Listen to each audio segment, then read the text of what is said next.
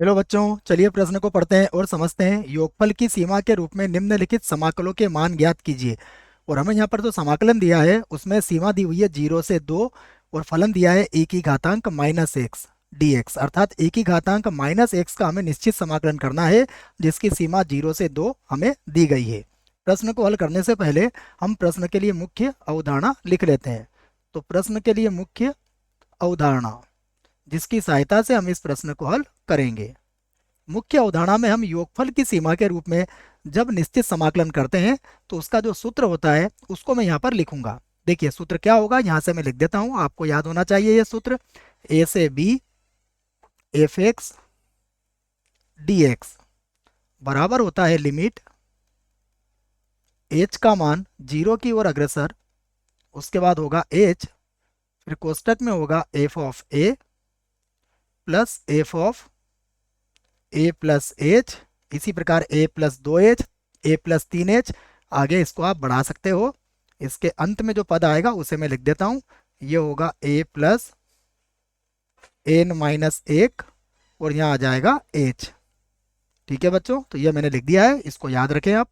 अब हमें जो फलन दिया गया है मैं उसको i के बराबर पहले मान लेता हूँ और फिर उसको आगे हल करते हैं हम। तो माना हमारा जो फलन के रूप में समाकलन है वो i के बराबर है।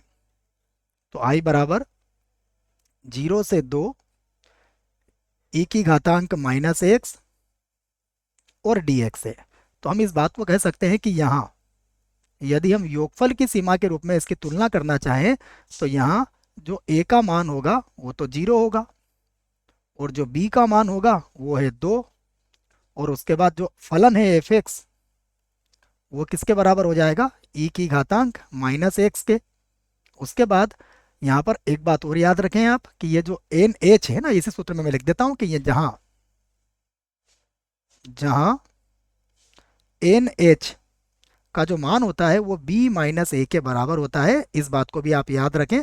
तो इसकी सहायता से देखिए यहाँ पर भी एन एच बराबर क्या हो जाएगा, एन एच का मान होगा b-a, अर्थात 2 - 0 बराबर कितना हो जाएगा, 2। तो हमने ये सभी मान यहाँ पर लिख लिए हैं।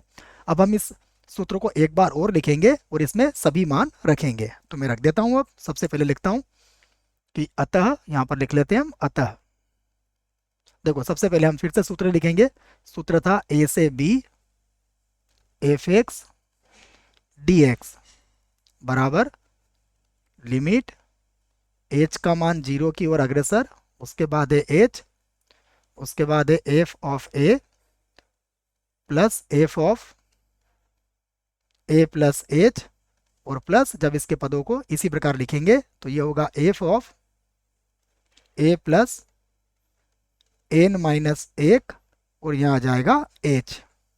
ठीक है, अब हम इसमें सभी मानों को रख देते हैं। तो मैं यहाँ से मान रखता हूँ, a का मान है 0, b का मान है 2 और एफ एक्स का मान है e की घातांक -x और ये हो गया dx।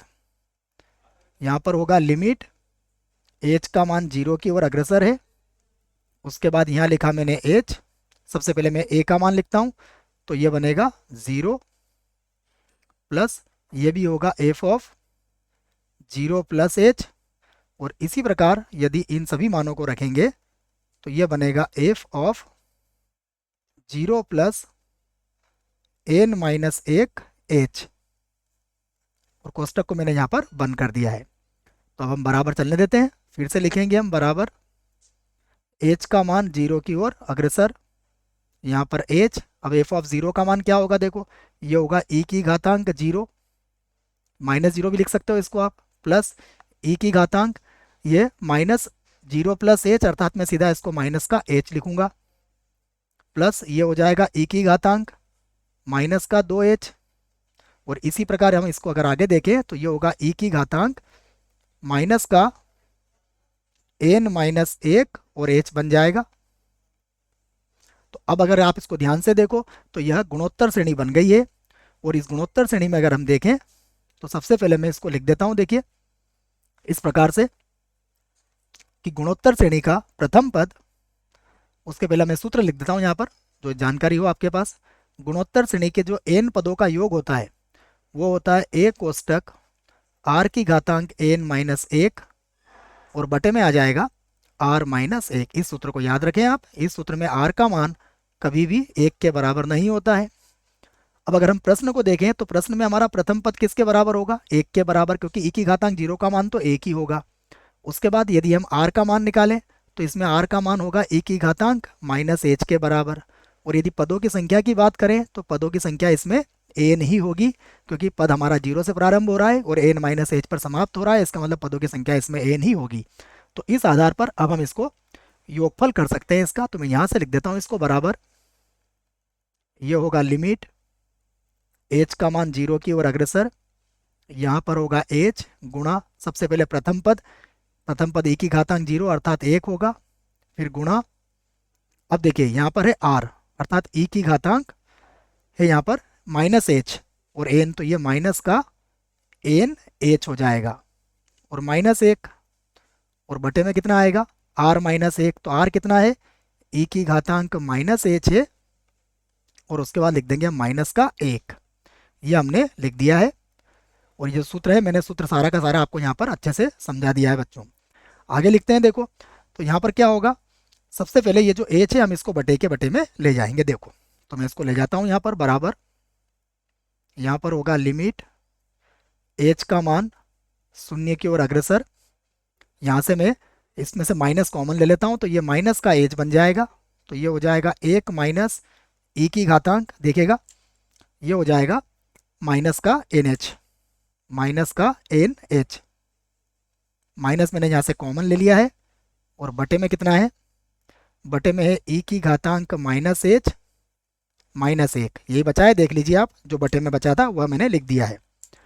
इसको एक बार और लिखेंगे तो यहाँ से लिखूंगा मैं लिमिट एच का मान 0 की ओर अग्रसर है, ये माइनस एच को मैं बटे के बटे में लेके आ जाऊंगा और देखिए हमारे पास बचेगा 1 माइनस ई की घातांक, एन एच का मान किसके बराबर है, 2 के बराबर है, तो इसको मैंने 2 लिख दिया है क्योंकि एन एच 2 के बराबर था। बटे में देखिएगा ये है ई की घातांक माइनस एच माइनस एक और इसके बटे में कितना आ जाएगा माइनस एच को मैं इसके बटे में लेके आ जाऊंगा। अब यहाँ पर हम जो मानक सीमा लगा रहे हैं उस मानक सीमा को भी मैं यहाँ लिख देता हूँ। देखिए मानक सीमा होती है हमारे पास लिमिट एक्स का मान 0 की ओर अग्रसर, ई की घातांक एक्स माइनस एक और बटा एक्स, इसका मान किसके बराबर होता है, 1 के बराबर होता है।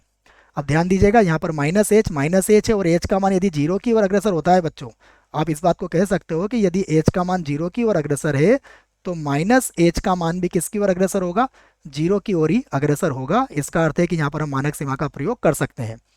तो बराबर यहाँ पर देखिए मानक सीमा से यह मान किसके बराबर हो जाएगा, 1 के बराबर, तो ये हो जाएगा 1 माइनस ई की घातांक माइनस 2 और मानक सीमा की सहायता से इसका मान किसके बराबर आ जाएगा, 1 के बराबर आ जाएगा। तो अब हमारा उत्तर आ चुका है 1 माइनस ई की घातांक माइनस 2 को आप लिख सकते हो 1 बटा ई की घातांक 2 और यही हमारे प्रश्न का उत्तर होगा। आशा करता हूँ आपको इस प्रश्न का उत्तर समझ में आया होगा। धन्यवाद।